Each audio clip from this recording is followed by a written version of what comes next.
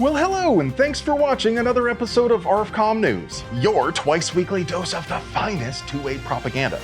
Now, I don't enjoy kicking off the episode with bad news, and I know you don't either, but Mama gives you what you want, and Daddy gives you what you need. This is making me very uncomfortable. The Fifth Circuit Court of Appeals ruled it is just fine for government to deprive a man of his right to bear arms without due process of law. The defendant in U.S. versus Perez Galan is a real scumbag as an objective fact. He's a trucker who is accused of beating his girlfriend about the face while she was holding their baby. As far back as I can remember, I always wanted to be a gangster. The way he got in trouble is Border Patrol agents caught him with a stolen gun in his 18-wheeler near the Mexico border, and he came back with a restraining order for beating on his old lady. Now, I have all kinds of principled objections to the state's interaction with this man. The court documents don't mention anything about him attempting to cross the border, so I have to assume this is part of the Border Patrol's Constitution-free zone that extends 100 miles into the country. As far back as I can remember. He is objectively a terrible person, and he deserves to stay in prison for a very long time, after he is duly convicted by a jury of his peers. I mean, if he's such a threat that the government is justified in violating his 2A rights, then why are they letting him drive a big rig? Why is he even out of jail at all? For that matter, who are the failed men in his family and neighborhood who neglected to tune him up before he even got so far as to physically hurt a lady? And I don't get it twisted, I'm not saying wife beaters should be allowed to have guns. I'm saying people who have not been convicted of a crime should not be deprived of their rights unless there is so much of a risk of flight or violence that they must be held pending trial. What do you guys think?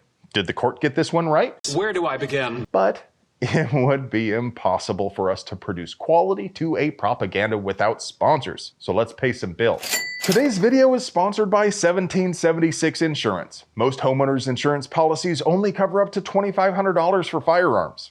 I don't know about you, but I've got more than that in just optics.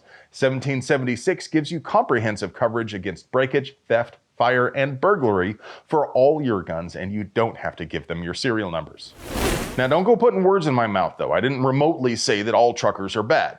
Well, I mean, some of them are bad people. Truck driver? No, I'm a beautician. Of course I'm a truck driver. But largely due to the Longshoremen's Union, the Jones Act, and Byzantine federal regulations, our country offloads freight directly from ships onto tractor trailers to move over the road when it would be far more efficient for them to make some portion of their journey by rail or river, which leaves us unnecessarily dependent on long-haul trucking. But that's not important right now. Truckers move every single thing we need, and all of that cheap plastic crap we don't need. And truckers are spearheading a lawsuit which could lead to national reciprocity for all of us. David McCoy II and Jeff Johnson Sr. filed a lawsuit against the state of Minnesota for not honoring their home state permits.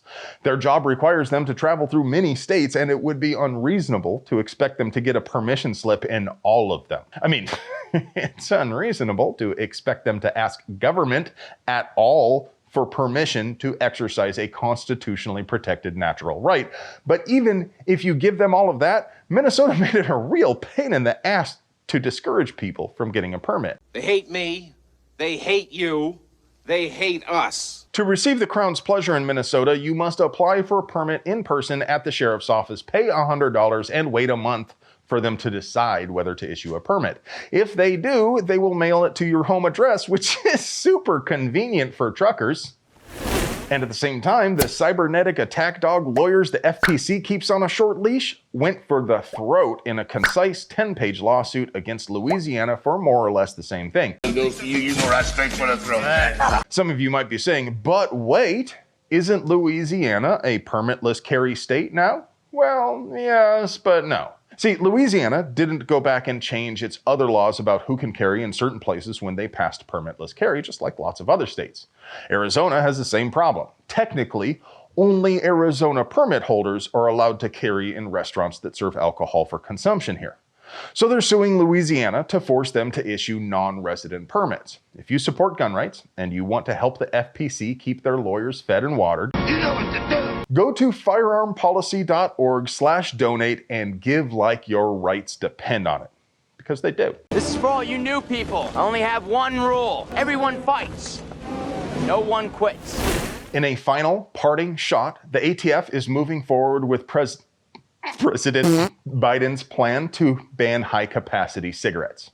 Wait, that wasn't the ATF. That's, FDA? No! What? Sorry, force of habit. Hey, isn't tobacco literally in the ATF's name? Have they finally given up any pretense of regulating anything other than firearms?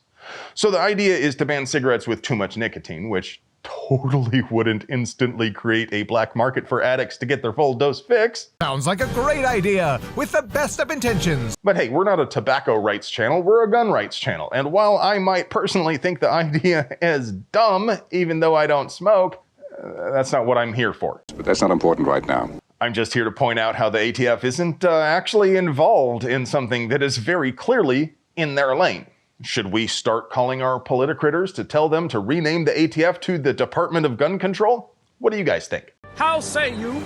And our brothers in Colorado are staring down the barrel of what is arguably the broadest single gun ban of all time, at least here in Freedom Land. Senate Bill 3 would ban the sale of any semi-auto centerfire rifle or shotgun capable of accepting a detachable magazine. It would also ban gas-operated handguns capable of accepting a detachable magazine. Kill it with fire! So that leaves 9mm AR pistols looking like Neo dodging the elements of this ban. It's obviously aimed at sport utility rifles and their shorter siblings. 22s are specifically exempted, as are semi-automatic recoil-operated handguns. And of course, police are exempt because they're the only ones professional enough, after all. Gun control that gets a toehold in any state affects all of us, so whether or not you live in Colorado, please take a moment to hang a few rounds for our brothers and sisters in the occupied zone. The chair is against the wall. So please call 303-866-2316 and ask the kind folks to speak with one of their selection of fine, barrel-aged politicrators. Tell that person they have to be insane to even attempt such an audacious defiance of the Bruin precedent. Tell them it's ridiculous and unconstitutional, and tell them to send back. And now, for your moment of zen.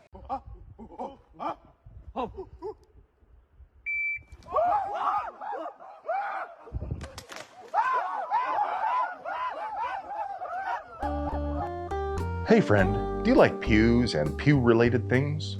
Would you like to help us keep delivering you?